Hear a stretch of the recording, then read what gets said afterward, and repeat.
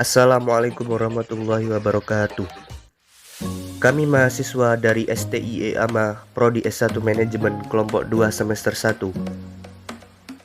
Video ini dibuat untuk menyelesaikan salah satu tugas dalam mata kuliah agama dengan dosen pengampu Bapak Amin Nur Baidi, SAG MPDI. Kami kelompok 2 terdiri dari 4 anggota kelompok yang masing-masing bekerja sama memenuhi tugas dengan judul materi agama dan ilmu pengetahuan metodologi memahami Islam. Sebelum kami memasuki pembahasan lebih lanjut, izinkan kami memperkenalkan diri terlebih dahulu. Yang pertama, saya sendiri atas nama Gio Ridwan Avanas dengan NIM 2022101038. Selanjutnya ada Dea Rosalia dengan NIM 2022101022. Lalu berikutnya ada Afiana Dewi Marhamah dengan NIM 2022101006. Dan yang terakhir ada Sabna Ade Irma Utami dengan NIM 2022101001. Baiklah, kami dari kelompok 2 akan mempresentasikan materi dengan judul Agama dan Ilmu Pengetahuan Metodologi Memahami Islam. Lahirnya sekularisme secara etimologi. Sekularisme berasal dari bahasa Latin yaitu sekum yang memiliki arti waktu tertentu atau tempat tertentu, atau lebih tepatnya menunjukkan kepada waktu, sekarang, dan di dunia ini, di sini. Sehingga sungguh tepat jika disinonimkan dengan kata worldly dalam bahasa Inggrisnya. Maka sekularisme secara bahasa bisa diartikan sebagai faham yang hanya melihat kepada kehidupan saat ini dan di dunia ini saja, tanpa ada perhatian sama sekali kepada hal-hal yang bersifat spiritual, seperti adanya kehidupan setelah kematian yang notabene adalah inti dari ajaran agama. Kegiatan ini terjadi berawal dari ide-ide dan pemikiran para aktivis yang memutuskan bahwa hanya merekalah yang berhak memahami dan menafsirkan kitab suci. Mereka menolak, menyangkal setiap pemikiran yang datang dari luar, yang berusaha memahami atau menafsirkannya. Konteks ini menimbulkan interpretasi yang subjektif tergantung pada kepentingan para aktivis, kendati pun hasilnya akan merugikan orang lain, karena doktrin ini menjadi kebenaran yang mutlak di mata mereka. Di samping itu, bahwa lahirnya sekularisasi juga dilatar belakangi oleh penolakan terhadap dogma-dogma gereja yang cenderung memusuhi rasionalitas dan pengetahuan kaum rasionalis, oleh dengan mengatasnamakan pembasmian di kemudian hari, justru mengakibatkan perubahan radikal struktur masyarakat pada abad pertengahan. Lebih dari itu, gerakan ini juga diikuti oleh perubahan-perubahan yang menyangkut aspek-aspek idealitas. Gejala-gejala ini yang oleh Henry Briner, sebagaimana dikutip oleh Syamsuddin Ramadan, mengatakan bahwa gejala inilah yang kemudian mempercepat terjadi proses sekularisasi.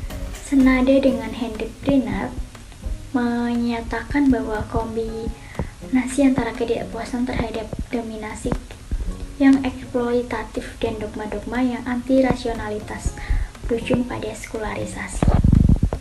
Sekularisme berkembang di dunia barat pada era modern. Pada masa itu, negara-negara di Eropa khususnya memisahkan hal-hal yang menyangkut masalah agama dan non-agama. Pemicunya adalah ketidakserasian antara hasil penemuan sains atau ilmu pengetahuan dengan doktrin Kristen pada abad ke-17 dan 18 Masehi di barat. Berkembang periode sekularisme modern. Pada masa itu, agama dipandang sebagai masalah individu yang tak berkaitan dengan masalah negara. Dalam Islam, sekularisme tidak dapat diterima karena tidak sesuai dengan ajaran agama atau bertentangan dengan ajaran Islam. Karena menurut pandangan Islam, apabila sebuah urusan dipisahkan dari nilai-nilai keagamaan, maka urusan itu akan bertabrakan dengan nilai-nilai yang terdapat pada urusan yang lain. Misal, kekuasaan yang tidak dilandasi dengan nilai-nilai agama, maka akan terjadi kezaliman. Hukum tidak berjalan dengan tidak ada kaidah Islam atau kaidah agama, timbulnya kerusuhan sosial, serta ekonomi dapat terganggu. Istilah integrasi menurut Kamus Bahasa Indonesia didefinisikan sebagai integrasi sesuatu yang menyatukan. Menurut Wadhoni menyatakan bahwa integrasi merupakan suatu proses mengkombinasikan atau menggabungkan atau menyatupadukan dengan sesuatu komponen atau unsur lainnya sehingga menjadi sesuatu yang utuh atau bentuk lain yang lebih baik. Dalam upaya adaptasi kebaliknya reintegrasi ilmu, pengetahuan, dan agama, dari catatan pengadilan tersedia sejak awal kejayaan Islam. Pada waktu itu, penaklukan Kekaisaran Sasanid di Persia ditulis oleh Umar ibnu Al-Khattab sebagai momentum bagi para ulama mulai berasimilasi ilmu pengetahuan Persia dalam tradisi ilmu Arab.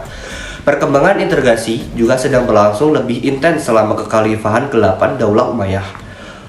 Umar bin Abdul Aziz pada waktu itu khalifah membentuk sejumlah tim di kerangka kerja untuk menerjemahkan karya ilmiah yang muncul dari Kekaisaran Sasanid dan sisa-sisa Yunani telah ditemukan di tanahnya dalam bahasa Arab.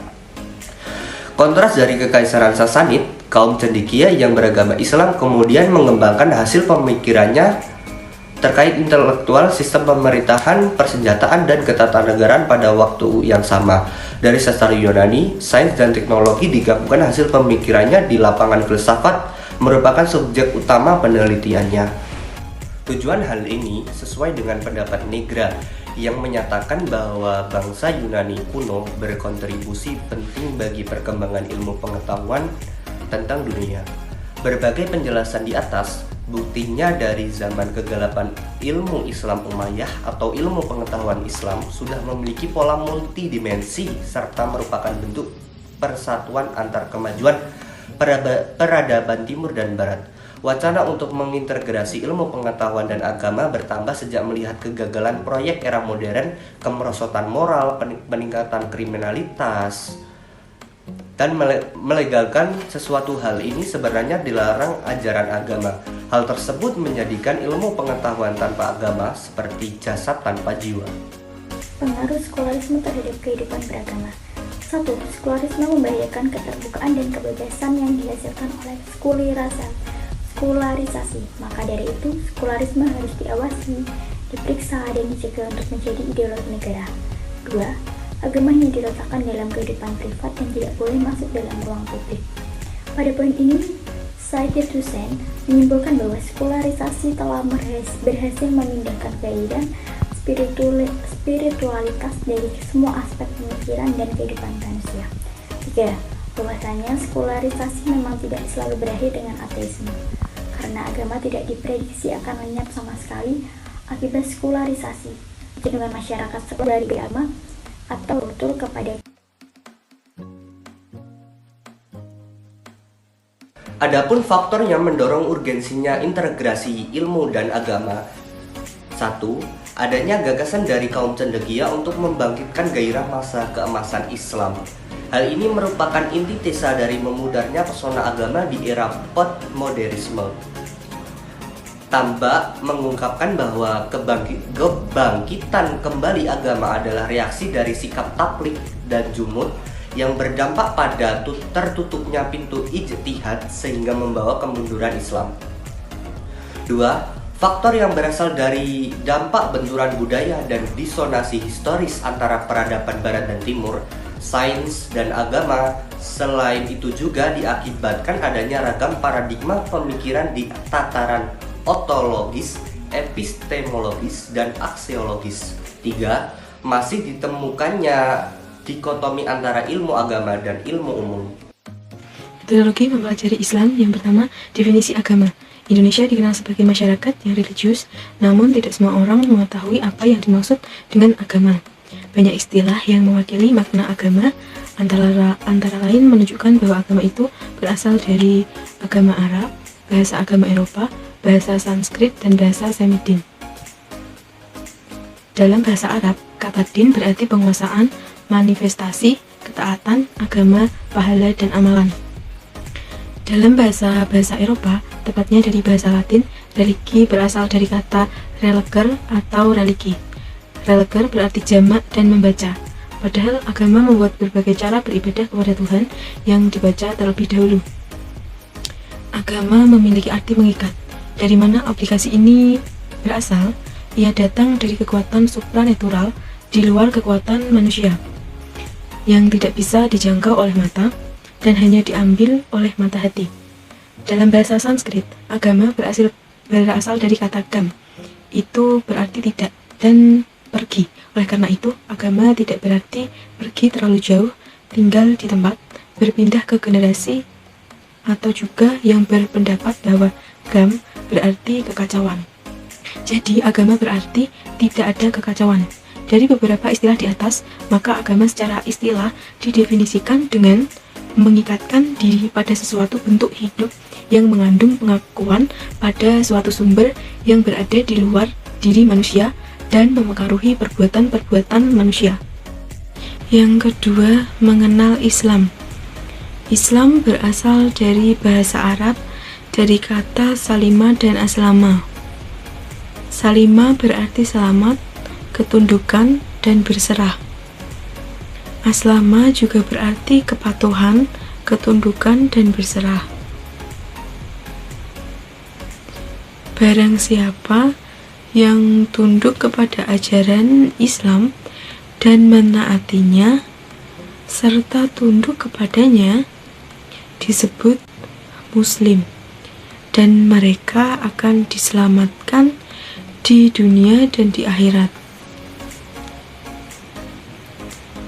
Secara istilah, Islam adalah nama agama ketuhanan yang disampaikan melalui para utusan Allah Subhanahu wa Ta'ala, khususnya Nabi Muhammad Sallallahu Alaihi Wasallam, untuk menjadi pedoman dalam kehidupan manusia.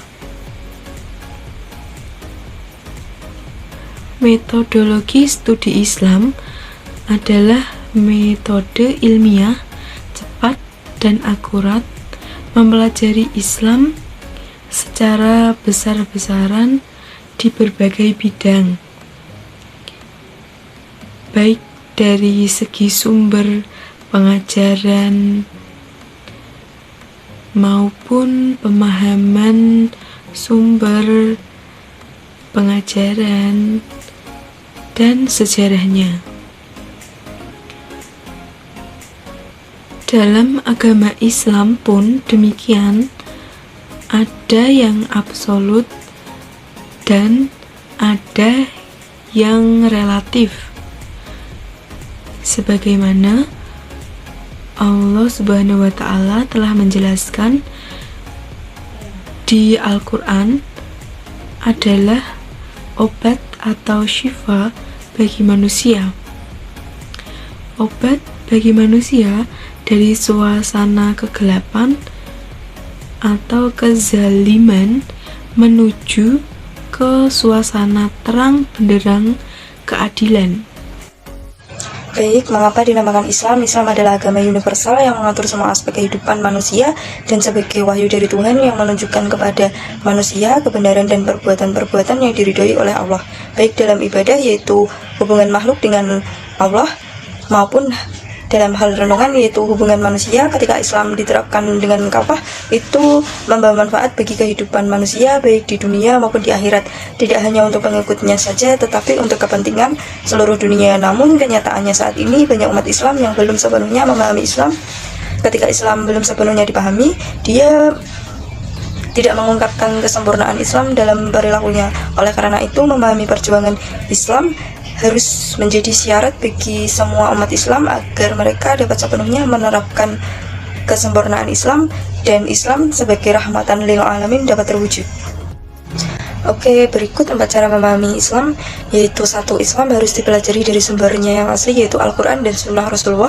Yang kedua, Islam harus dipelajari secara integral. Yang ketiga, Islam harus dipelajari dari kepustakaan yang ditulis oleh para ulama besar, kaum utama, dan sarjana-sarjana Islam. Yang ketiga, Islam hendaknya dipelajari dari ketentuan normatif teologis yang ada dalam Al-Quran. baru kemudian dihubungkan dengan kenyataan historis, empiris, dan sosiologis yang ada di masyarakat. Jadi Islam yang dibawa Nabi Muhammad SAW dalam sejarah yang dan perkembangannya berbeda dengan agama Yahudi dan Kristen yang muncul di Barat. Ia percaya bahwa Islam mampu menjamin kesejahteraan lahir dan batin di kalangan umat Islam. Aturan-aturan yang mengatur sebagai aspek kehidupan manusia, sebagaimana disebutkan dalam sumber-sumber ajarannya, Al-Quran dan Hadis, tidak bertentangan dengan sains dan fitrah manusia. Sekian presentasi kami. Jika ada salah, tolong diselesaikan. Jangan pergi lalu meninggalkan. Billahi taufiq wal hidayah, waridho wal inayah. Wassalamualaikum warahmatullahi wabarakatuh.